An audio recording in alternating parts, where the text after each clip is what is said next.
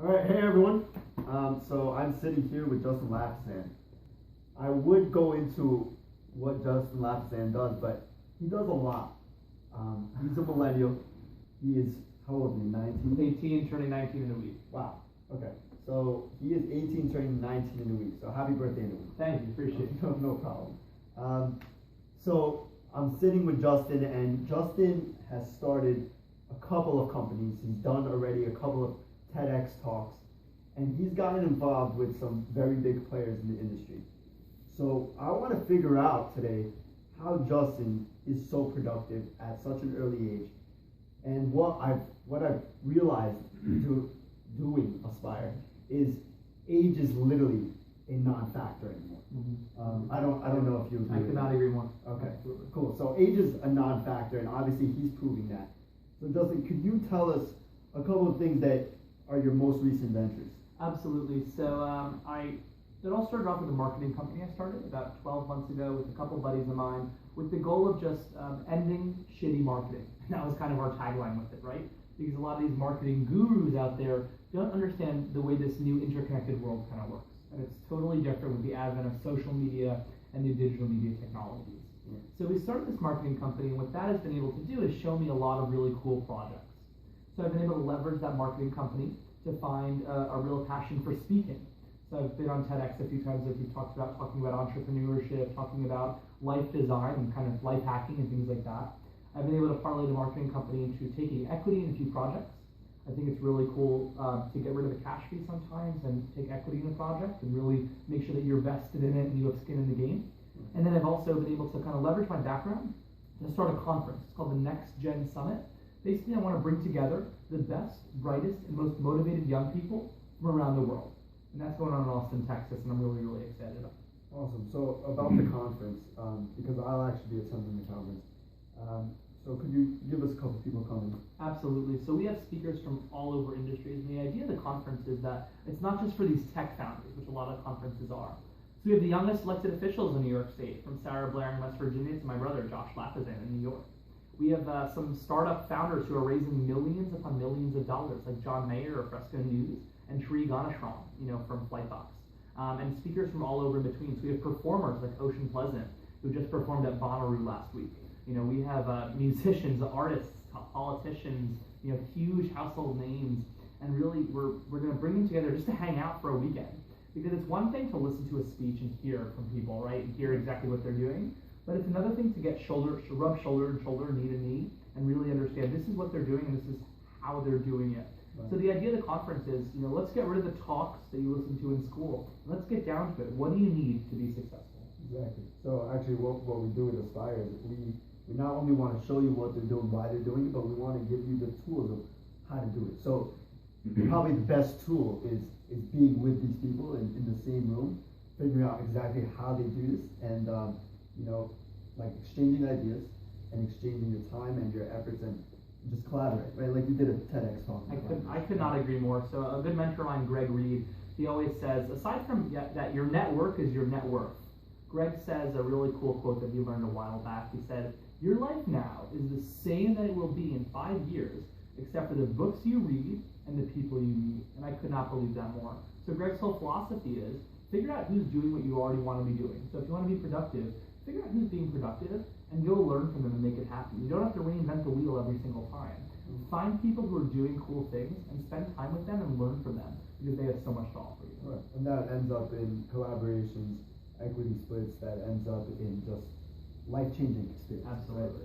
Right? So I guess one of our standard questions: how do you make your dreams a reality? You kind of touched on it, but how do you do that? Yeah. So to me, it's all about life design. So I reverse engineer every process I could possibly want. I figure out who's already doing what I want to be doing, and I do it backwards. So I set a goal of mine. I want to be a speaker. So as opposed to just like doing like what a lot of people do and sit back, cross my fingers, and hope that someone picks me for a gig, I went out and I interviewed Les Brown, and I interviewed the Tony Robbins and the Greg Reeds of the world, who are getting speaking gig upon speaking gig. And I asked them, how do I become a paid speaker?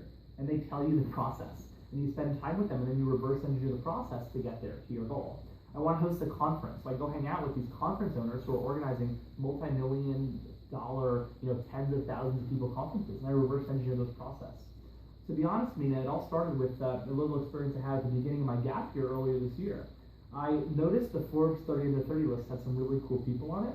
So I took the list, I printed it out on my computer, and I cold called every single member of the Forbes 30 Under 30 list and asked them, what does it take to be successful? And that experience resulted in mentors, friends, and a whole lot of life lessons learned. Wow. So you did that because you were instructed to do that, or you just took it upon yourself because why?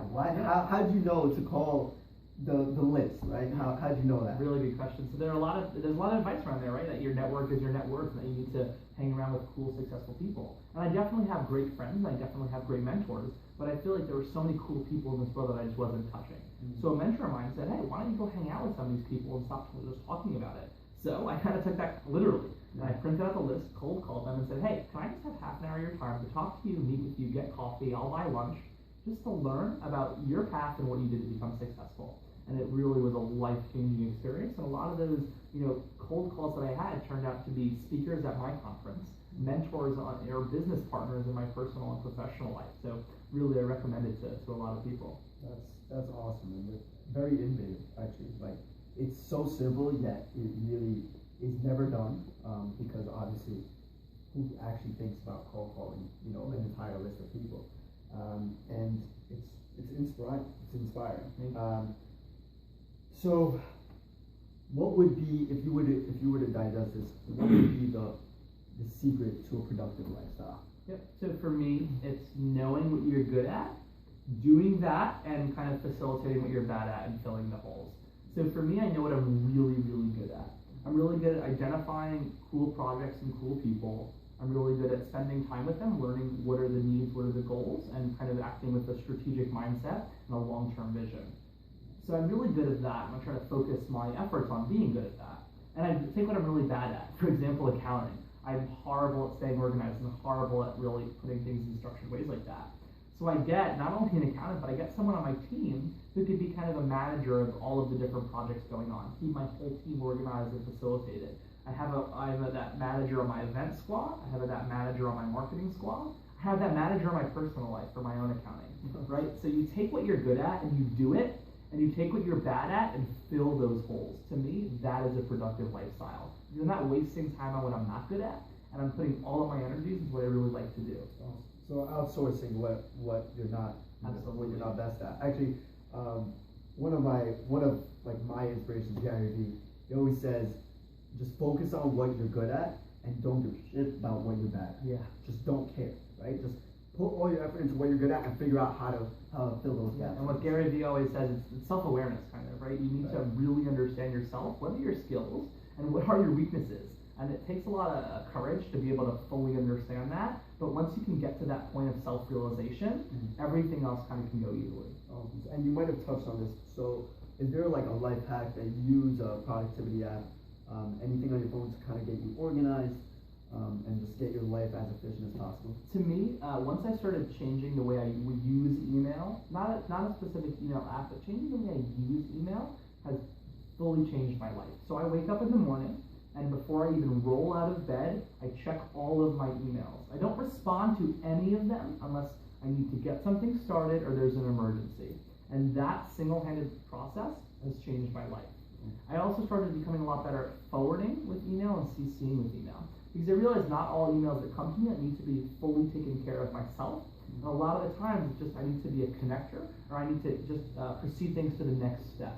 So once I started becoming really efficient and ruthless with my email, going to bed every single night with a clean inbox, my productivity has skyrocketed exponentially. Nice. So like Inbox Zero, any other apps to get your fitness together, or anything else you may use? I use Evernote. I mean, Evernote's really, really cool. More for goals, though. I think a lot of people kind of get lost in their goals. So take speaking, for example. You say you want to be a paid speaker, you want to go on a speaking circuit, and you reverse engineer the process and you realize your first step is to write a speech, and then your second step is to figure out how to market that speech.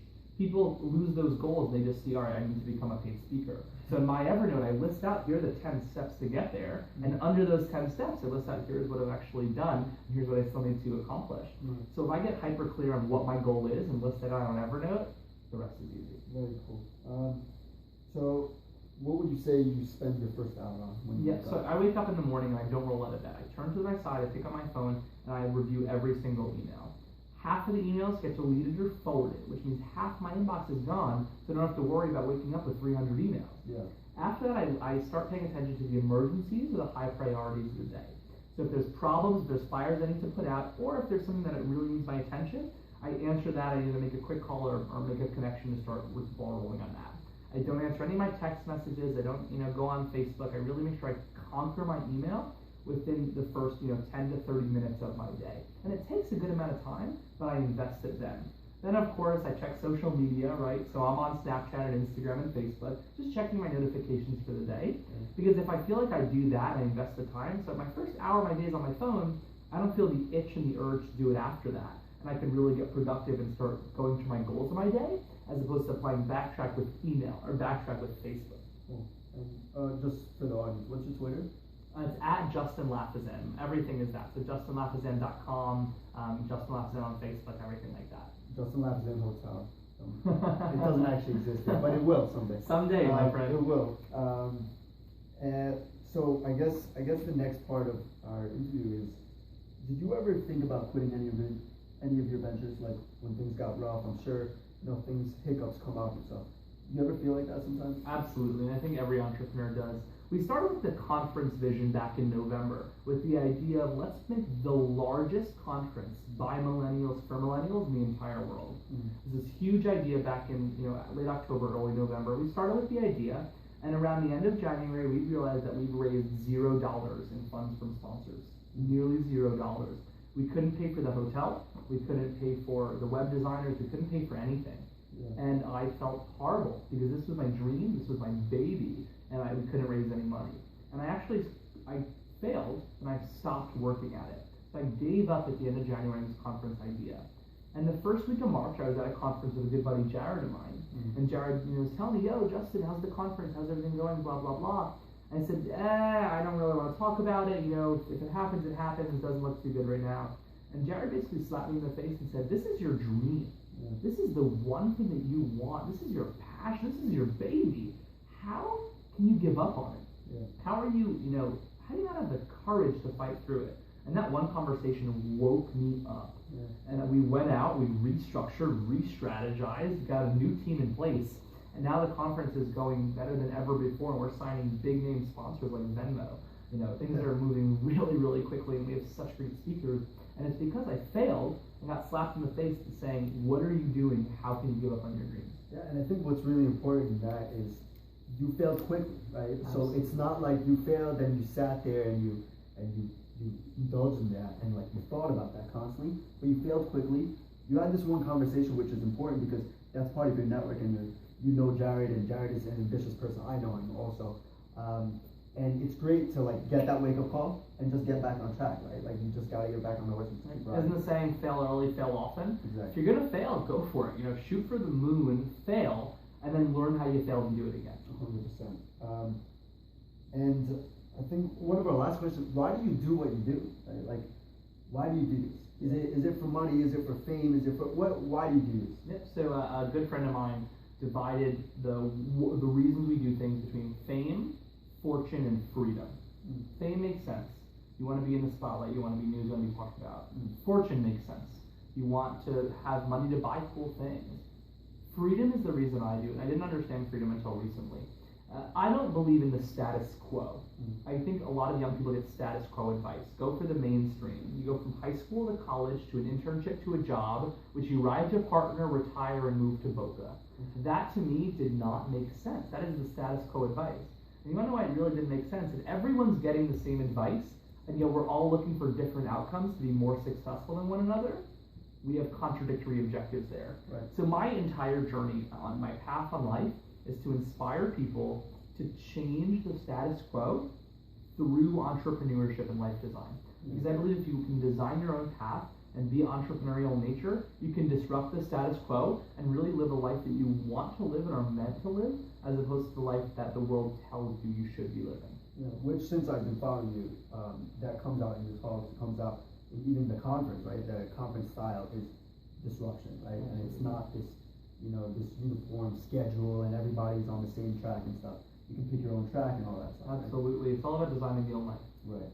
Awesome. And so I want people to also know that every time I sit down with a speaker, they have a life, right? They have friends and they have family, and this is not the only thing they care about or work for, right? So work-life balance is important. So what do you do when you're not working? Yeah, it's a really good question. So I just went on a 3-week speaking tour and doing some consulting all over the country. And my parents didn't hear from me too much. My girlfriend was definitely screaming at me. But what I definitely learned along the way, it actually comes from Adam Grant. He wrote a book called Give and Take. And I think it's one of the 3 books I've ever read my whole life. And Adam Grant talks about chunking versus sprinkling. Non-productive people sprinkle throughout their day. They do a little bit of work here, they do a little bit of play here, and they end up accomplishing nothing. Yeah. I'm a chunker. So when I do work, I work. I turn off my phone, I go into the zone, and I work hard. And then when I play hard, right? I turn off my phone, I'm with my friends, I'm having a great time, and I do not worry about anything else. If I get a phone call, an email, an emergency from work, I let it go and I say I can figure it out tomorrow. Yeah. So chunking your time versus sprinkling a little bit everywhere has let me balance work-life, spend time with my girlfriend, friends, family, everything I like to do, and still be really successful in my ventures. Yeah, and I know that's very important also because of the burnout rate, right? Like people can get burned out just working constantly. So just showing the humanistic side of very successful people is very important, because we don't want you to think that this is all we do, right? This is it. And it's not the end all be all, because we do this, right, for freedom. We do it for, to give people what they deserve. Absolutely. And I think that's just really important. And our last thing is, what's your dream travel destination? If you would go anywhere, where are you going? Yeah, it's a really cool question. So I've been really fortunate enough to travel, sponsored travel this year because of speaking and consulting. So I've been all across the country, but for me, I've never really expanded out of the country. And a big goal of mine is to be able to start speaking internationally. And I think there are a lot of places in Europe that I would love to see. Specifically, I think London. I've been to London before, but I don't think I really experienced the city as much as I want to. So that would be pretty cool. But I'm not opposed to taking a Caribbean vacation with my friends one day too, Mina. Cool. And I know you're really good friends with my brother, so I'm sure he's not opposed to that either. Michael Salib is actually in this room with us. But and I think that wraps it up. Do you have anything else? Yeah, well, I encourage everyone, if you have any questions for me, shoot me an email. I'm justin@justinlafazan.com. I answer all of my emails, as you heard in the talk. So I like when people reach out to me. I give a lot of talks and I get a lot of emails afterwards, and it makes me happy because I think people understood what I was saying and have meaning. So please, if you want to partner, if you want to just have a question, shoot me an email and let's connect. I'm really looking forward to it. And if you need some more information on the Next Gen Summit, reach out to Dustin. Also, we are co-sponsoring the summit, and we would love to see if we can get you there. We're doing a ticket giveaway, so reach out to us as well at aspire.com. And cool. Well, I just want to say, Mina, thank you so much. Appreciate being here. Thank you. Thanks so much for taking the time. Great meeting you. Cool.